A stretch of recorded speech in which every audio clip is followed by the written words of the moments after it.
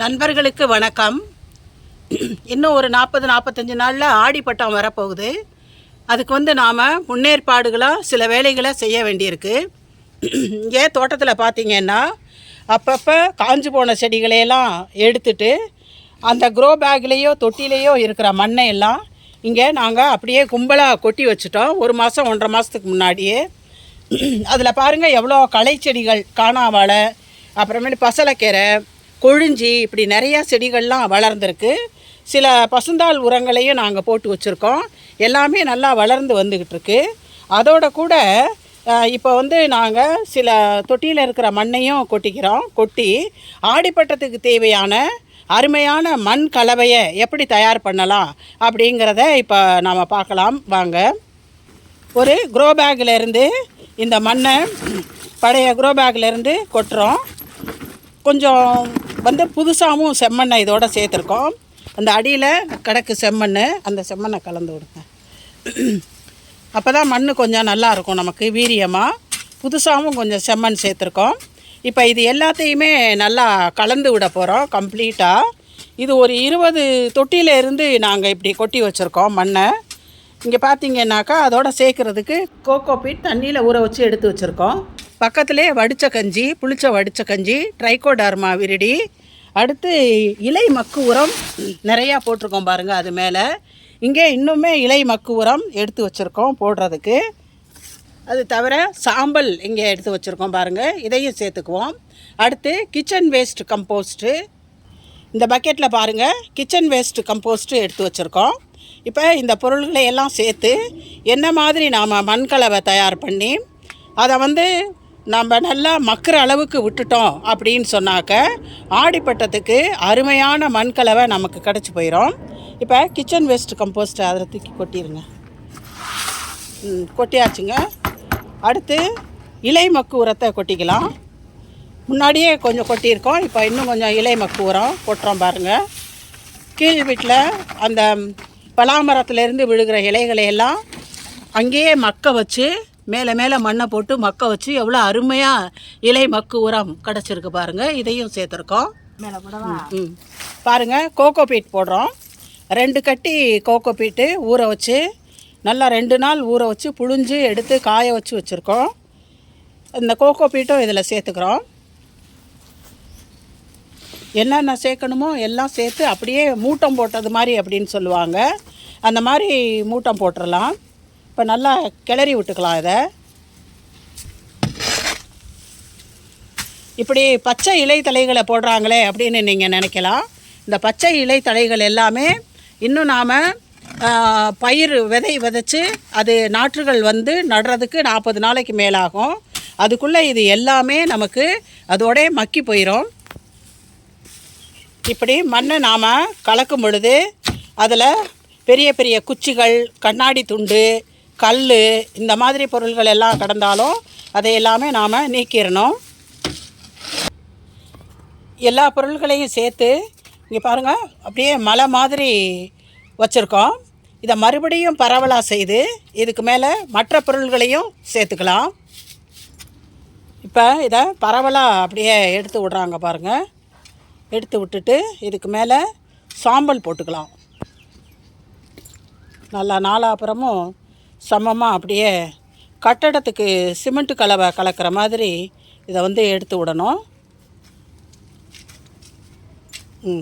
போதும். இப்போ சாம்பலை போடுங்க. சாம்பல் போடுறாங்க பாருங்கள். சாம்பல் பொட்டாசியம், கால்சியம், அயன், மெக்னீஷியம் எல்லா சத்துக்களும் இருக்குது. அதோட பூச்சி விரட்டியாகவும் மண்ணில் இருக்கக்கூடிய சின்ன பூச்சிகள், பூஞ்சால நோய் இதையெல்லாம் கட்டுப்படுத்துறதுக்கு இந்த சாம்பல் உதவியாக இருக்கும்.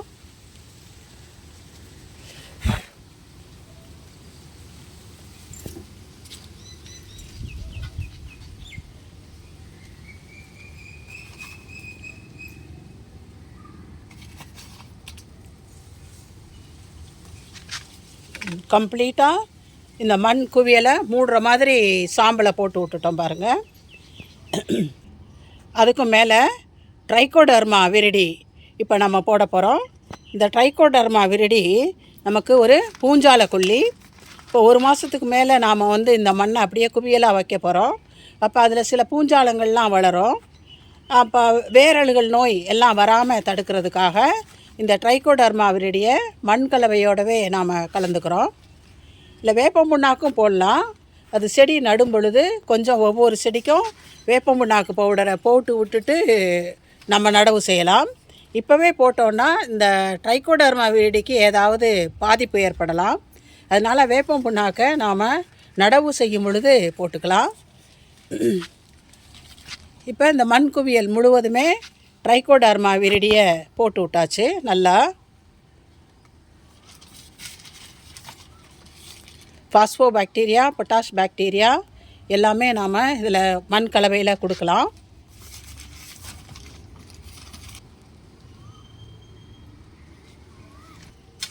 மறுபடியும் மண் கலவையை திருப்பி கலந்து எடுக்கிறாங்க. எல்லா பொருளும் நம்ம போட்டிருக்க எல்லா பொருளும் தரோவாக கலக்கிற மாதிரி இப்போ மண் கலவையை பெரட்டி விட்டு நல்லா சேகரிச்சுக்கிட்டு இருக்காங்க பாருங்கள். இந்த மாதிரி தான் செய்யணும். திருப்பி திருப்பி இப்படி செய்கிறதுனால நம்ம போட்டிருக்க பொருள்கள் எல்லாமே சமமாக எல்லா இடத்துலையும் பரவுகிற மாதிரி அதில் சேரும். இந்த மாதிரி தான் திருப்பி திருப்பி மண் கலவையை 2 தடவை 3 தடவை நல்லா கலந்து விடணும். இந்த மாதிரி திருப்பி திருப்பி மண் கலவையை கலந்து விடுறது தான் நாம் வந்து நிலத்தில் வயல்வெளிகளில் 2 தடவை 3 தடவை 4 தடவை உழவு ஓட்டுறதுக்கு சமம். அந்த மாதிரி தான் இங்கேயும் நாம் மாடி தோட்டத்துக்கும் மண் கலவையை திருப்பி திருப்பி பரட்டி விடுறோம். இப்போ நல்லா 3 தடவை மண்ணை திருப்பி திருப்பி கலந்து விட்டாச்சு. இப்பொழுது சாதம் வடித்த கஞ்சியை சேர்த்துக்கலாம். இங்கே பாருங்கள், சாதம் வடித்த கஞ்சியை இந்த பெரிய பக்கெட்டில் ஊற்றி தண்ணி விட்டு கலந்து எடுத்துக்கலாம்.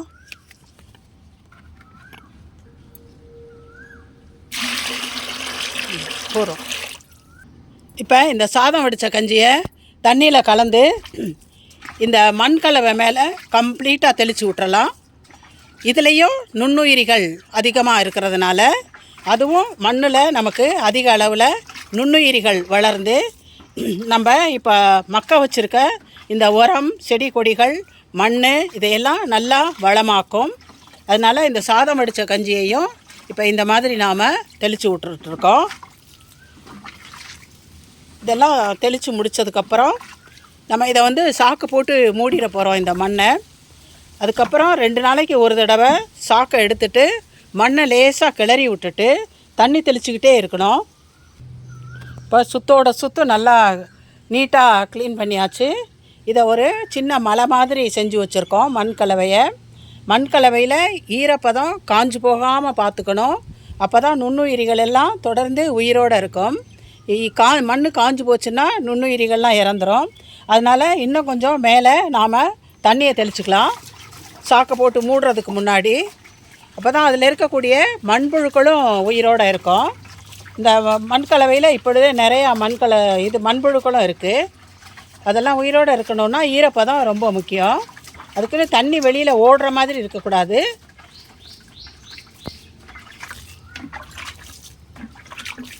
தெளித்து முடித்தாச்சு.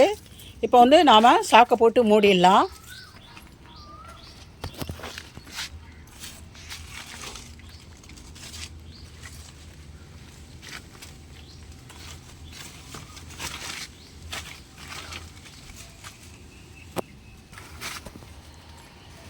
கம்ப்ளீட்டாக மண் கலவை வெளியில் எக்ஸ்போஸ் ஆகாத அளவுக்கு சாக்கை போட்டு மூடியாச்சு. அதுக்கு மேலே காற்றுல பறந்துடாமல் இருக்கிறதுக்கு ஏதாவது வெயிட் வச்சிடலாம். அந்த மண்வெட்டி மாதிரி கட்டைகளையும் வச்சிடலாம். கட்டைகளும் நிறையா இருக்குது.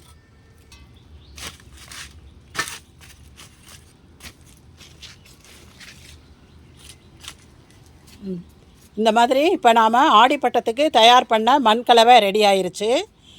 செடிகள் நல்லா மாடி தோட்டத்தில் வளர்ந்து நமக்கு தொடர்ந்து நல்ல மகசூல் கொடுக்கணுன்னா முதல்ல மண் கலவை தயார் பண்ணுறது ரொம்ப முக்கியம். அந்த மாதிரி ஒரு அருமையான மண் கலவையை ஆடிப்பட்டத்துக்காக இப்போ நாம் தயார் செய்து வச்சுருக்கோம். இதில் இருக்கக்கூடிய பொருள்களெல்லாம் மக்கும், நுண்ணுயிரிகளெல்லாம் அதிகமாக வளர்ந்துருக்கும் நாம் ஆடி மாதத்தில் நடவு செய்யும் பொழுது. ஆக இதோடு இந்த வீடியோவை முடிச்சுக்குவோம். இந்த வீடியோ பிடிச்சிருந்தா லைக் பண்ணுங்கள், ஷேர் பண்ணுங்கள், கமெண்ட் பண்ணுங்கள், சப்ஸ்கிரைப் பண்ணுங்கள். நன்றி, வணக்கம்.